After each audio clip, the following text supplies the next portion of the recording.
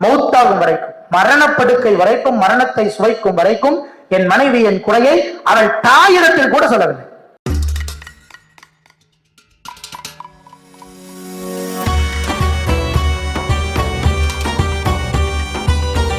ஒரு பெண் ஆணுக்கு ஆடையாக, நகமும் சதையை போல வாழன்னு சொல்லுவாங்கல்ல, நகமும் சதையும் போல இல்ல, நகத்தவாது வெட்டிடலாம். ஒரு ஆணோ ஒரு பெண்ணோ ஆடை இல்லாமல் இருக்க முடியாது. ஹுன்ன லிபாசுல்லகும் வஅன்தும் லிபாசுல்லஹும். ஒரு ஆண் ஒரு பெண்ணுக்கு ஆடையாக, ஒரு பெண் ஒரு ஆணுக்கு ஆடையாக. நல்லா யோசிச்சு பாருங்க, எதுக்கு அல்லாஹ் ஆடையை சொல்லணும்? குறைகளை மறைக்கக்கூடியது ஆடை. உங்களுடைய தாட்ஸ, உங்களுடைய மார்க்ஸ, உங்களுடைய எல்லா விதமான டிஸ்டர்பன்ஸா இருக்கக்கூடிய எல்லா விதத்தையும் மறைக்கக்கூடியது ஆடை. அல்லாஹ் அதனாலதான் குர்ஆன்ல 1400 வருஷத்துக்கு முன்னாடியே சொல்லிட்டான், ஹுன்ன லிபாசுல்லகும் வஅன்தும் லிபாசுல்லஹும். ஒரு ஆணுக்கு ஒரு பெண் ஆடையாக, ஒரு பெண்ணுக்கு ஒரு ஆண் ஆடையாக இருக்கணும். இவர்களுடைய குறையை அவர் மறைத்த வண்ணம், அவளுடைய குறையை இவர் மறைத்த வண்ணம், இருவரும் இருவருடைய குறையை மறைத்து வாழ வேண்டும். அதுதான் வாழ்க்கை. புரியுதுங்களா? அவருடைய குறையை மறைக்கிறதுக்கு முழு தகுதி உங்களுக்கு தான் இருக்கு, இவருடைய குறையை மறைக்கிறதுக்கு முழு தகுதி அவருக்கு தான் இருக்கு. ஒரு சின்ன உதாரணம், லண்டன்ல மிகப்பெரும் பார்லிமெண்ட்டுக்கு பக்கத்தில் இருக்கக்கூடிய மிகப்பெரும் ஒரு கபர்ஸ்தான். மொத்தமா அதுல ஒரு குறிப்பிட்ட ஒரு 1000-1100 ஜனாசாக்களை மட்டும்தான் அடக்க முடியும். இந்த அடக்கி முடிச்சுட்டாங்கன்னா மறுபடியும் ஃபர்ஸ்ட்ல இருந்து வருவாங்க. நம்ம ஊரை பொறுத்த மாதிரி இந்த மாதிரி பெரிய கபர்ஸ்தான்கள்லாம் கிடையாது. லண்டன்ல value community, value peoples, value places இதெல்லாம் சார்ந்ததுதான் லண்டனுடைய மாநகரம். இன்று வரைக்கும் சர்வதேச அளவில் மிக பெரும் ஒரு நோக்கத்தோடு செயல்பட்டு கொண்டு இருக்கிறது லண்டன் மாநகரம். இந்த லண்டன் மாநகரத்துல பெரிய கபர்ஸ்தான், அந்த கபர்ஸ்தான்ல 1500 பேர் அடக்கப்படணும். 1500வது பேர் அடக்கப்பட்டு அடுத்த லைன் வரும் பொழுது ஒரு கபரை தோன்றாங்க, அதில் ஒரு பெண்மணி அடக்கப்பட்டிருக்கிறார்கள். அந்த பெண்மணியினுடைய ஜனாசா மண்ணு சாப்பிடாமல் இருக்கிறது, மண் அரிக்காம இருக்கு. மண்ணை அரிக்கல. நமக்கெல்லாம் மண்ணை அரிக்காம இருந்தோம்னா என்ன நோக்கம் வரும்?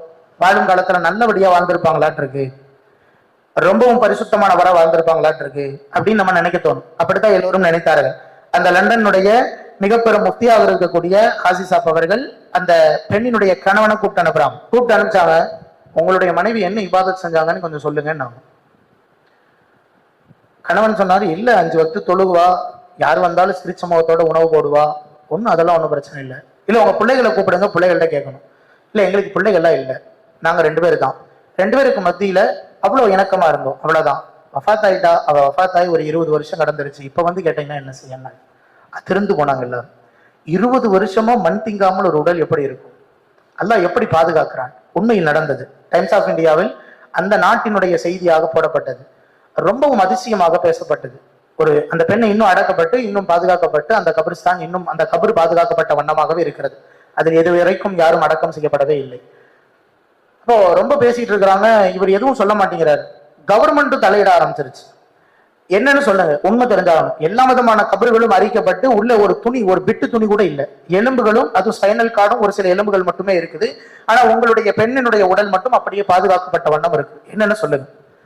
எல்லாத்தையும் முடிச்சுட்டு கூப்பிட்டு ஒரே ஒரு டிபார்ட்மெண்ட் ஆளை மட்டும் கூப்பிட்டு அவர் சொன்னாரு, முஃப்தி கூப்பிட்டு சொன்னாரு, ஹசரத், எனக்கும் மனைவிக்கு மட்டுமே தெரிந்த உண்மை, இதுவரைக்கும் யாரிடத்திலும் அவளும் சொன்னது கிடையாது, நானும் சொன்னது கிடையாது. என்ன விஷயம் சொல்லுங்க அப்படின்னா, எனக்கு குழந்தை பெறுவதற்குண்டான தகுதி இல்லை. அந்த ஆண் சொன்ன வார்த்தை, எனக்கு குழந்தை பெறுவதற்குண்டான தகுதி இல்லை.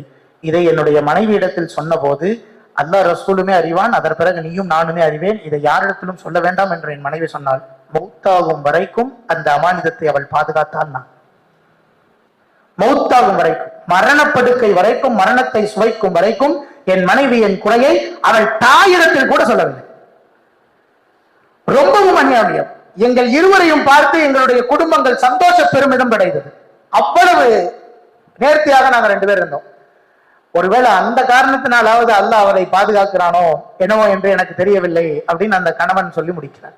இப்ப எந்த அளவுக்கு அந்யோன்யமா, ஒரு ஏற்றுக்க முடியாத ஒரு சூழல் அந்த சூழல் இருந்தும் கூட ஒரு கணவனை பற்றி உண்டான தெளிவும் புரிதலும் அந்த மனைவிக்கு இருந்த காரணத்தினால் ரப்பு அந்த பெண்ணை பாதுகாத்தார். பலவிதமான பிரச்சனைகளில் கணவனை நாம் நம்முடைய வீட்டில் விட்டு கொடுக்கின்ற மிகப்பெரும் சூழல் வரும்போதுதான் கணவன் நம் மீது உண்டான அதிருப்தியை உண்டாக்குகிறார். இப்ப நம்ம தெளிவா இருக்கணும், ரொம்ப தெளிவா இருக்கணும். 2 பேத்துக்குள்ளார பிரச்சனையா, 2 பேத்துக்குள்ளார மட்டுமே பேசுங்க. அப்படி பேசுனீங்கன்னா ரொம்ப சரியானதா இருக்கும். தெரியுதுங்களா? ஒருத்தருடைய குறையை இன்னொருத்தர் மறைக்கணும்னா 2 பேர் உட்காந்து பேசினா போதும். பேசாதனாலதான் அடுத்த வீட்டுக்கு போகுது அந்த பஞ்சாயத்து.